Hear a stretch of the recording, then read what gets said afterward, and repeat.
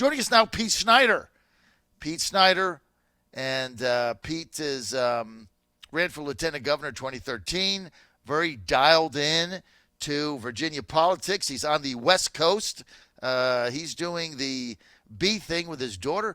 I think she's in some event out there. No, surfboard training, I think they're going on out there. Pete, great to have you. Pete, live from L.A. Hey, Johnny, great to be with you, my friend. Yeah, you have Joey down there throwing heat in Florida, and we have B. Snyder on the left coast trying to beat back the liberals and get up on a surfboard. So and so far so good. She's doing well. She's out there riding waves. I mean, it was just last year she learned how to swim. She's 4.5 years old, youngest kid in her surf camp, and having a blast. So it's good to be out here. Getting her out with Mother Nature and teaching her right from wrong on all these crazy government policies out here. Pete, that is so cool. So she is 4.5, your little daughter B, and she is at a surf camp. She's at a surf camp. And Johnny, she's just having a blast. I mean, she, again, just learned how to swim last year. This year is going underwater, touching the drain of the pool. I call her a little tadpole. She never wants to get out of the water, and we had reason for business to be out here, and I asked her if she wanted to learn how to surf, and she said, yes, Daddy, and she's been going at it like no one's business. So she's going to be hanging 10 before too long, and it's just, as you know, watching Joey over the years and him progress in baseball, it's just, there's nothing more thrilling than seeing your kid take to something they really love. That is so cool, man. That is so cool that little B is in a surf camp. I just think that is so cool at 4.5 years old.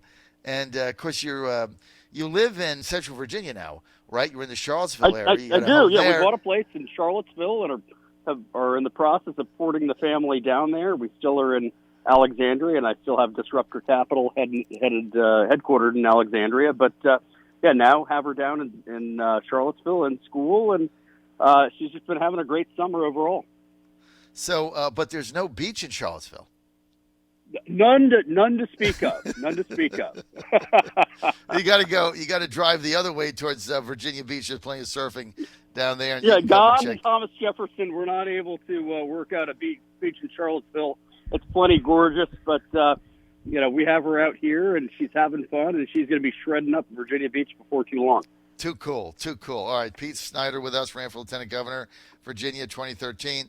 Pete, let me ask you something. The House of Delegates, I don't think you guys, and I know you have to do your own thing, you're not going to win the Senate, all right? The Dick Black seat is gone. Mail it in. You're not going to win that. The best thing Republicans do, though, is can hold the House with Kirk Cox. But my contention for some time is this. If the Republicans lose the Speaker's gavel to Eileen Filler-Corn and Caucus of the Corn, I don't think you're going to see a Republican elected in Virginia in a generation. And here's why. They'll not be able to raise any money. If you lose the governorship again in 21, and then you have a Democratic Speaker and a Democratic Senate, and you've lost 17 races in a row, Virginia becomes California because you can't raise any money. I mean, Kirk Cox is the last man standing. Hey, Johnny, au contraire, my friend. Au contraire. Here's what I think. First and foremost, I think Kirk Cox is doing a great job. He's going to be reelected, and I think we're going to keep the House. Gary Higgins is a much better candidate than I think you think, and then perhaps conventional wisdom thinks. So I wouldn't count out Loudoun County. And also, if you got to look at Loudoun County, John Whitbeck running for chairman out there is outraising his opponent 2-1, working at something fierce. And I think that could be the real upset watch of some really good things happening out there in Loudoun County. So I wouldn't count out the Senate either right now. But let's just go worst case scenario. Look, I'm a businessman, and I try not to look at the rosy outcome of everything. I try to look at, what's the nuclear winter look like, and how do we get these companies to survive? So let's just look at that scenario. Say we lose both chambers, and you have Eileen Filter-Corn as speaker. Just recently, and good for the home team. Always want Virginia to be number one. CNBC said that we're number one in business. If we actually enact Ralph Northam's policies and Eileen Filter-Corn and the liberal Democrats' policies of repealing right to work in Virginia, making mandatory $15 an hour minimum wage, having infanticide as the law of the land in Virginia. You really think that Republicans won't be able to win? I think that's going to be, again, I don't want it to happen, but oh my gosh, the backlash that's going to happen if these people are actually in power and get to enact these horrific, ridiculous policies, John, I 100% disagree with you. I think that will create an unbelievable opportunity for common sense conservatism and good, straight-up Virginia, pro-business policy to win the day. There's going to be a massive reaction. I mean, let's remember the huge backlash that happened when Ralph Northam started advocating for infanticide. And you had the Kathy Tran bill that Dawn Adams also co-endorsed. There was a huge backlash. Don't think for a second that Virginia remains number one in the nation in business if we repeal right to work. We fall right down to the middle of the pack, if not the bottom of the pack. All right, so Pete Snyder, beware of the crazy policies that these people, that Eileen Filtercorn and Ralph Northam are trying to enact. It will change the face of Virginia, and they are going to have a really tough time at the ballot box. The Republicans will win. All right, so Pete Snyder, so what you're saying is even if you don't think they are, but even if the Democrats take control of the Senate and the House in 2019, your contention is they're actually in 2020 going to enact crackpot, job-unfriendly, economy-busting policies that are going to tank Virginia, and then that's going to be the opening for Republicans to get back in. Is that oh my your gosh, John, contention? They have to. You see what's going on in that liberal they have space. To. Yeah, you're right. Your buddy, the Godfather, Dick Saslaw, nearly lost. He only won by a whisker against a lunatic liberal. Right. If these people actually, heaven forbid, gain power, they have to enact these crazy policies that their far left base, which is the dominant factor in the Democratic Party right now. That's why Terry McAuliffe is going to have a problem. The party in Virginia and nationally is very different from what it was when he was governor. Right. They don't believe in Clintonian triangulation. Right. They believe in full-throated liberalism, infanticide, repealing right to work, making sure that the Second Amendment no longer exists. That's what you're looking at. John Fredericks Radio Network, Trucking the Truth Across America. We're coming to you live today from Sanford, Florida, right outside of Orlando. Last time I was here, this was a swamp on I-4 between Daytona Beach and Orlando. You just drove through it, rolled your windows up, put the air conditioner on, and hope you didn't get a flat tire. Now, this place is booming. There's all kinds of industry all over, factories opening up, and everything else part of the Trump economy here in Sanford. Now, Pete Snyder ran for lieutenant governor in 2013. Let me ask you this, Pete, straight out. Let's go to just some of these races. I want to get your take as an astute political observer here in Virginia. I think Terry McAuliffe is going to be the nominee for the Democratic Party. I agree with you. They moved beyond him, but I don't know who's going to beat him. A lot of people say Jennifer McClellan. Pete, Jennifer McClellan is not going to run against Terry McAuliffe. She just doesn't. She's like. So wait a minute. You're trying to tell me in Democratic politics today that they're just going to hand it over to the middle-aged or getting older white guy yet again, who can take it from the next generation and make sure that there can't be a first elected African American female governor. Let's go through the I don't agree with you. I don't think McClellan. I don't think that's where the base is these days. Do you think?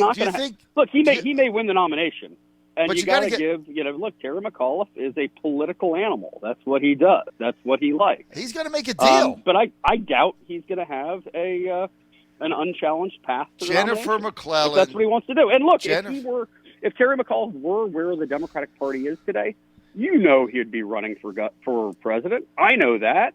That's what he wanted to do. He doesn't want to be governor of Virginia again. He wanted to be president of the United States. Yeah, but he realized that's not where the base is right now. He's going to make a deal, base or not. And if you're banking, if the Democrat progressives are banking on Jennifer McClellan, first of all, she's not a progressive.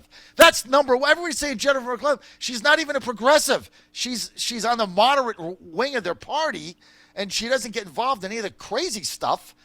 So, and she's a corporate executive. It's not going to happen, man. She is not going to Lobbyist? challenge. Is that right? She is a corporate executive with with a big Yeah, telecommunications firm. she's a lobbyist for some big Cox company. or something, but it's Verizon or something. But she's a corporate executive. She makes a lot of money. She's got a family. She'll never ever take McAuliffe on straight up. She'll never do that. I would bet $1,000 on it. It's not in her MO. Absent her, look who McAuliffe has to deal with. Justin Fairfax, joke. Mark Herring, joke. Right? Tom Perriello, But Johnny, real challenge. There's nobody there. Have to run, right?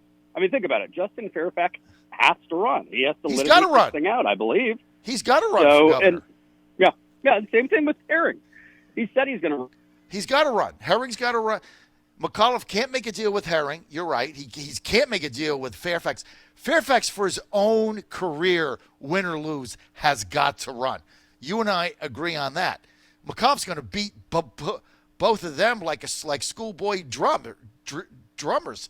So what's left? There's Perriello, and then there's somebody from that's obscure that can't compete with them raising money. I don't see how you beat McAuliffe. And he's going to make a bunch of deals with a bunch of people, and he's going to be the nominee. I don't even think it's going to be close. Johnny, I'm not saying that Terry can't win the nomination. He should be the Vegas odds-on favorite. That said, in the Democratic Party today, it's not about how much money you can raise.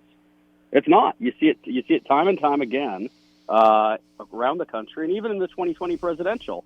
It's who is igniting the base, who actually believes what they say. Joe Biden has a track record 5 decades long. Terry McAuliffe has the same. He's been involved in politics at a national level since 1976. There's been 1,000,001 different sides of every issue. I think Democrats are going to have a problem with a lot of that.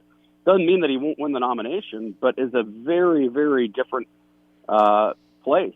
The Democratic Party is a very different place than it was when he had Barack Obama and Bill Clinton clear the field for him in 2013.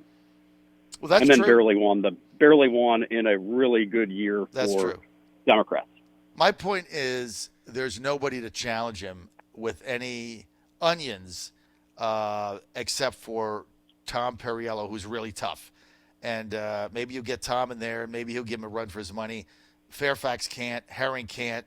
And Jennifer McClellan, who's on everybody's short list, I don't think she's going to run when it's said and done.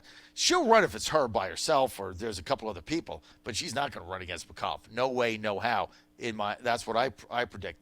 Let's get the Republican side. What about the delegate from VMI who's getting a whole lot of hype these days? Down from your neck of the woods. Well, you'll have to help me. Don't know. All right. Look it up. I don't know who you're referring to. Female or male? Anyway. Anyway, go. We'll look it up. All right, let's get to the Republican side. Okay, here are the candidates on the Republican side. You. That's it. What do you think? What do I think of what? I think you should run for governor. Who's actually wildly impressive and gets a lot of hype these days. That's who I was going after. Jennifer Carroll Foy. They're talking about her for AG or for governor. I think she probably has a pretty bright future. Seems to be fairly liberal on all the issues, but anyway, that may sell in the Democratic base these days. All right, so I think you should run for governor in 2021, regardless of what the outcome is.